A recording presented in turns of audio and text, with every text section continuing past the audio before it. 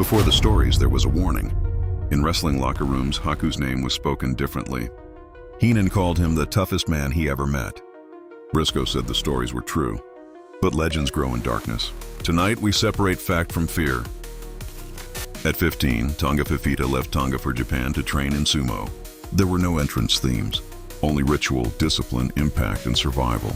Competing as Fukunoshima, he learned how to stay standing when another body tried to move him. He became King Tonga, then Haku, then King Haku. On television, the characters changed. Backstage, the reputation did not. Wrestlers lowered their voices when they spoke about his temper. The public saw a performer. The locker room saw the man beneath it. The contradiction made the legend stronger. Friends described Haku as warm, loyal, and devoted to family. He did not search for trouble. But when a boundary was crossed, the smile vanished.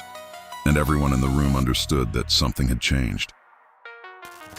Bobby Heenan traveled beside giants and monsters. Yet when asked about real danger, he always returned to Haku. He claimed he saw Haku break a man's teeth with 2 fingers. There is no official record, but Heenan insisted he was standing there. Heenan said Andre the Giant feared almost no one, but 2 men earned his caution, Harley Race and Haku. No fight was needed. When the largest man in the room chooses peace, everyone notices who stands across from him. With Haku, Andre chose trust.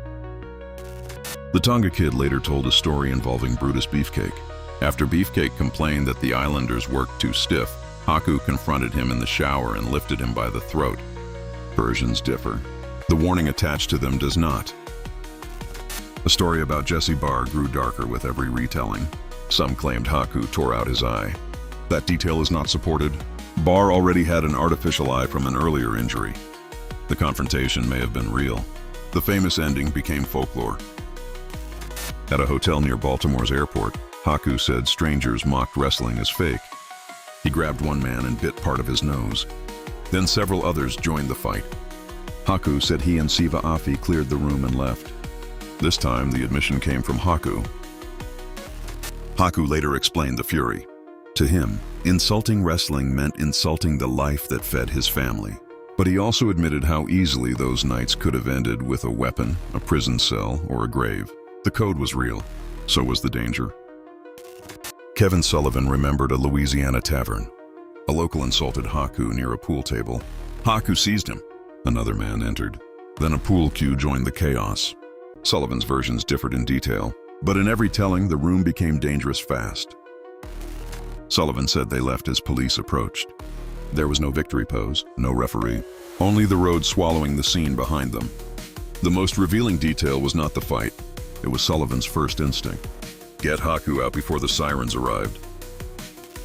Shane Douglas described several police officers trying to restrain Haku. A baton struck him. Mace filled the air. Douglas said Haku barely reacted. The exact location remains unclear, but the memory endured because ordinary force suddenly looked insufficient. Chris Jericho recalled airport security closing around him after an argument.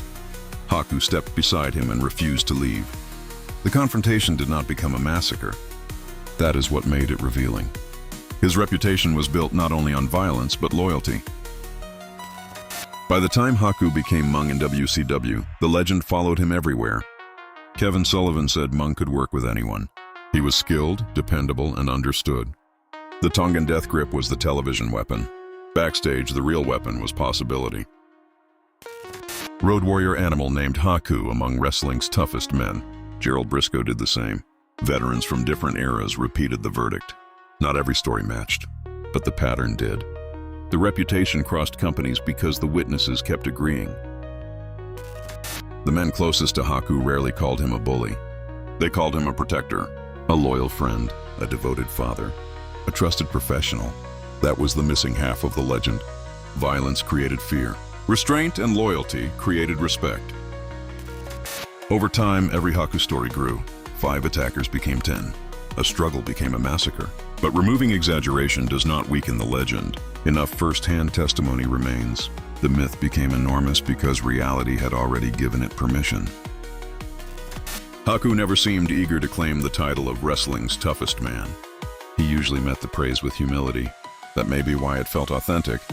The loudest man wants witnesses. Haku already had them. The crown was placed on him by everyone else.